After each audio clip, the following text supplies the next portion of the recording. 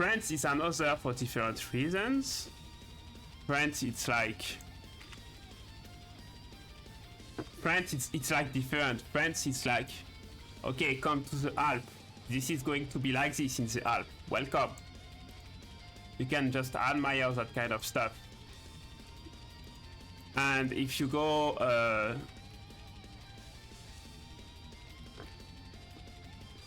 to the Pyrenees, you know, it will be different.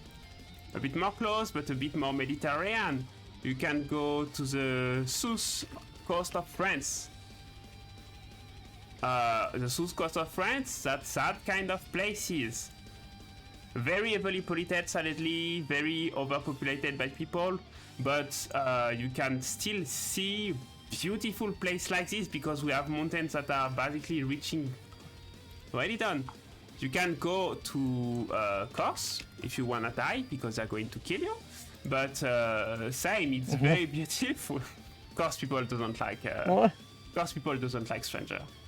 They have been for a long time destroying every house built by stranger by bombing them, basically. Wow. And it's the only place in France. We have people that are called préfets in France. They are dating back from Napoleon. Each one of them is basically managing a portion of the territory. The only préfet I know that got killed is in Corse. It got assassinated. So it's still a very independent region. Under it, it's Sardinia, which is Italian. Also, Corse is the birthplace of Napoleon. So if you go to Corse and you want to be, you meet strangers that are like, you meet a Corse that are like, oh, a stranger, no. You start talking to them about Napoleon, they're going to open up. You're like, oh no, but I just wanted to see the birthplace of Napoleon, such a great man. He came from there and he conquered the whole of Europe. And suddenly, they smile at you. They're like, oh, okay. Napoleon, sure. You know, my grandfather, he was a friend of him. You can go. So the France is a miracle of. This is in the middle of a country. It's called the Gorge du Tarn. It's basically a whole part of a mezza plateau where this river basically carves the place, and it's kilometers of this paysage with beautiful trees, with beautiful cliff, with tiny villages, and you can do all that in kayak if you want. Go down, there is rafting session. It's around this place. It's beautiful. There is Provence. Every region in France almost got like beautiful stuff. This is Provence. It's the birthplace of many artists, and you can understand why. It's basically kinda flat territory with little hills, but when you watch about it, it's so colorful, it's so beautiful. And it's a place where there is a lot of lavender that is basically being collected and made stuff, etc, etc, etc. And then you decide to, I don't know, you wanna go to, we saw very harsh mountain with the Pyrenees and the Alps. You want to go to, basically, more easy to attack mountain, you go to the Puy-de-Dôme, to the Auvergne as well.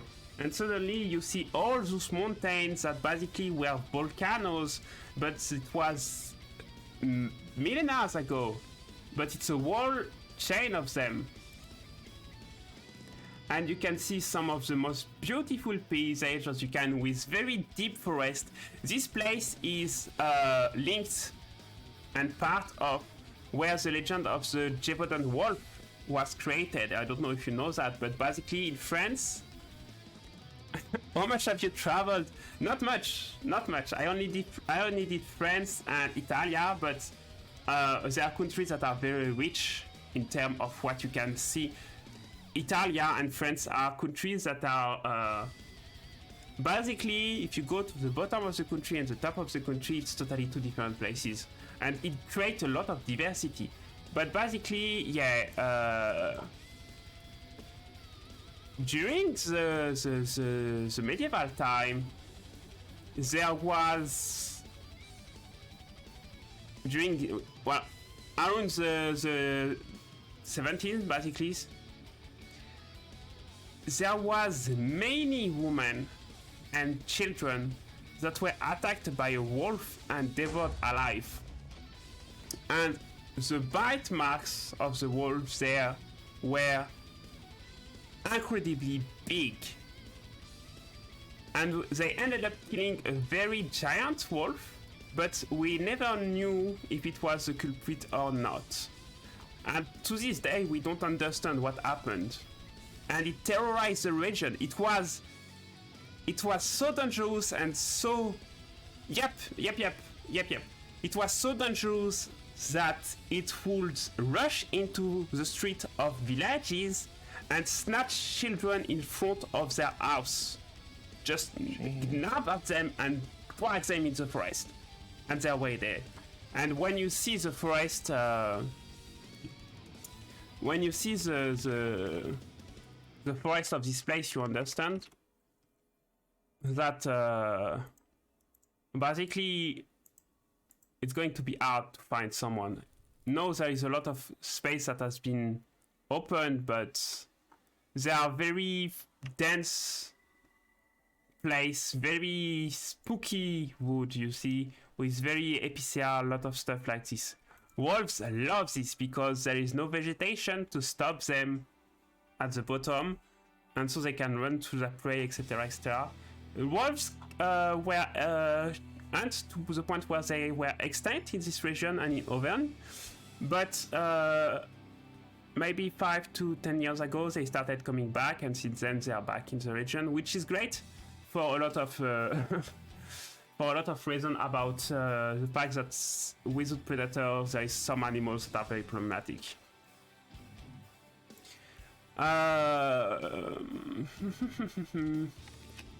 Just south, you get the Sancy, which is basically suddenly far more young, and which cost a very big mountain. Oh yeah, I forgot to say, but in France is the highest mountain of the Europe, the most dangerous mountain after the Everest. We are talking about the Mont Blanc, which is just... I've never heard of that one. You never heard of the Mont Blanc? Oh, never mind. The pronunciation just threw me off. It claimed very much life, and it keeps killing people every year.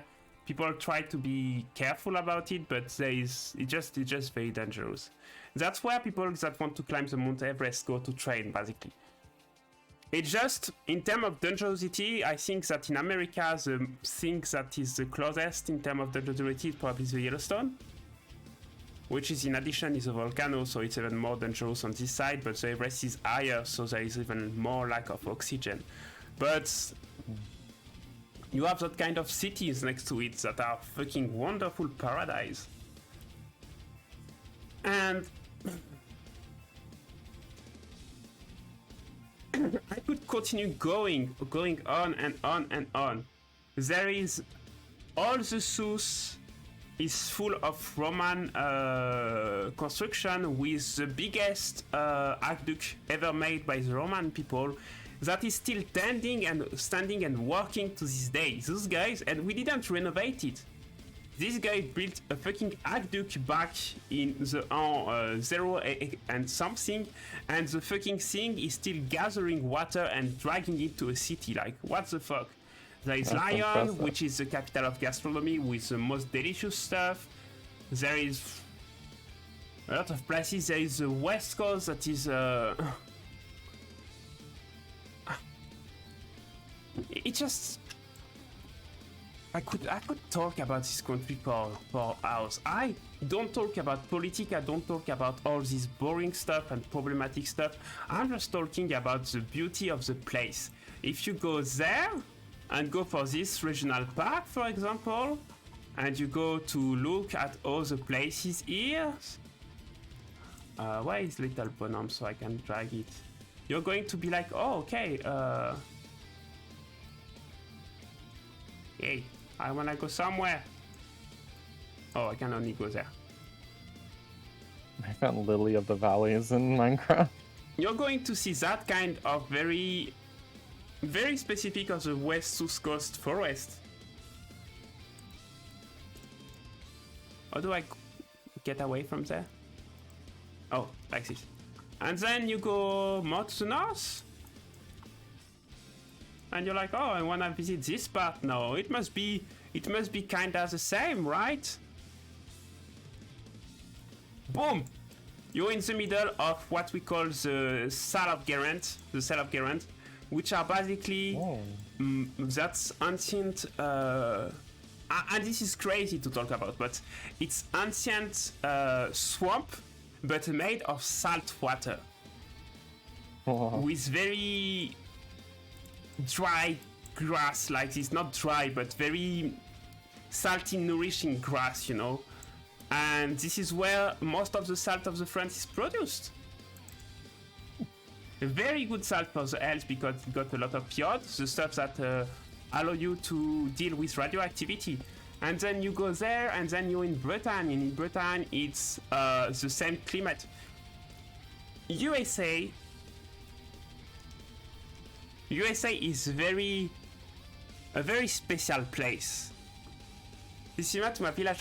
Yeah, because that's what I wanted to say. You see the size of the USA. You see all this stuff, the old part, the Seattle part, not this part, of course, not this part, but all these with the big lake, with the forest of the north, etc.